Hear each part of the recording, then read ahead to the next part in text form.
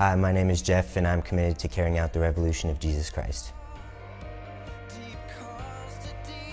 So I grew up in a Christian household, so I've never really known a time when I haven't been in a relationship with God. When I was about 17, my sister died in a car accident, and that kind of I forced myself away from God at that point. When I went to college, it got even worse, and I really didn't have any interaction with God or Christians except for the few times when I would visit my parents and go to church at Sanctuary. Then when I transferred schools, I moved back in with my parents and I started attending Sanctuary regularly, and around that time my life just started getting way better.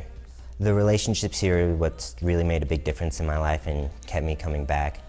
People like Dan, who has been an incredible influence on me and changed my life for the better in more ways than I can count, and friends like Bryce, who I've become close with over the last few months and is always a good inspiration of what someone my age can look like when they follow Jesus, are just a few of the many examples. So I hope God will continue to use me to help out with the youth group, the Evolve team here at Sanctuary.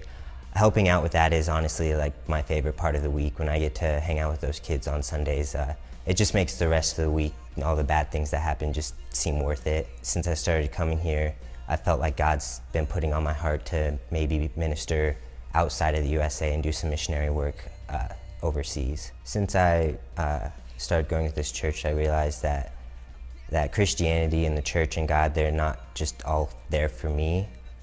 I need to be there for the church and for my fellow Christians, and so that I need to be putting out the same love that God gives me. So last week at Evolve, Dan was telling us this story about Jesus, and it's pretty quickly since then become one of my favorite stories, about how Jesus crossed the Sea of Galilee and landed at this graveyard to find this man who was possessed by demons just so he could free him. I had never really realized it before, even though I read the story probably 100 times, how Jesus loved that guy so much that he made a whole trip just to meet that guy, and he knew what that guy needed before even being asked. I had never really thought about it that way before, and it was just like,